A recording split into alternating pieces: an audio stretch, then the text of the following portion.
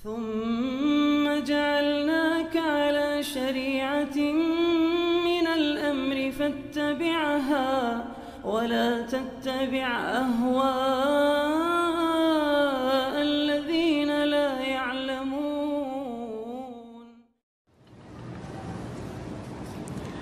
Bagaimana menyikapi salah satu ustadz yang mengatakan Salafi adalah wajah baru dari Wahabi? Ana geram dengan pernyataan beliau. Ingin menasihati beliau tapi minder. Lihat titelnya di belakang.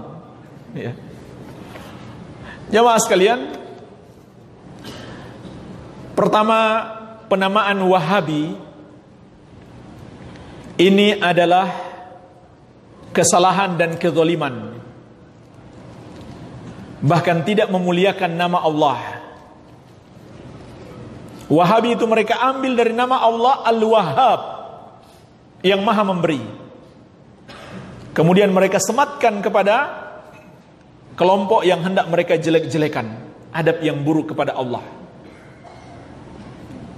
Dan salah, karena nama yang mereka sebut sebagai Wahabi, namanya adalah Muhammad. Ayahnya Abdul Wahab. Nama beliau Muhammad bin Abdul Wahab. Namanya Muhammad. Kenapa enggak disebut Muhammadi? Karena kalau disebut Muhammadi, kedengarannya keren banget. Pengikut Muhammad sallallahu alaihi wasallam. Diambil nama Allah, dijelek-jelekan.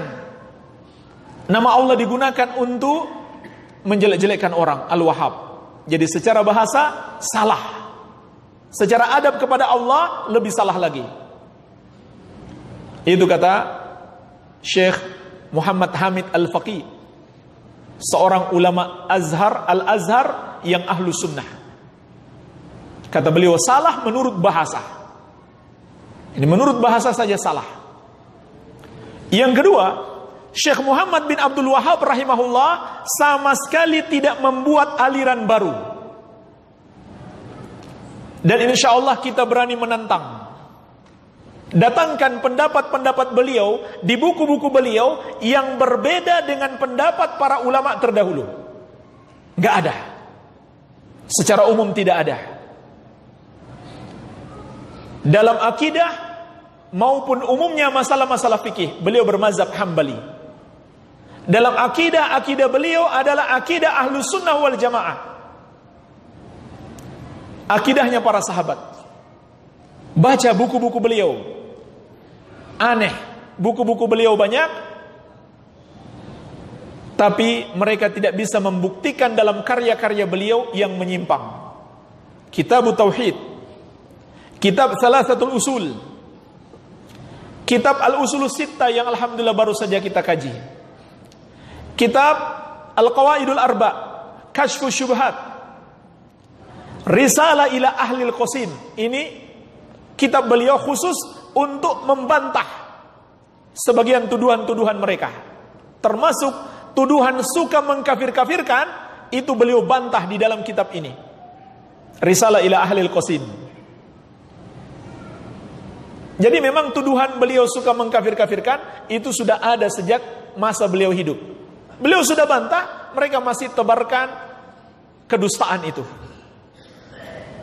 Padahal jemaah sekalian, kalau seorang ulama memiliki kejelekan akhlak misalkan, lalu kita sebarkan kejelekannya, itu adalah ghibah. Menggibah orang biasa itu dosa besar, apalagi menggibah ulama.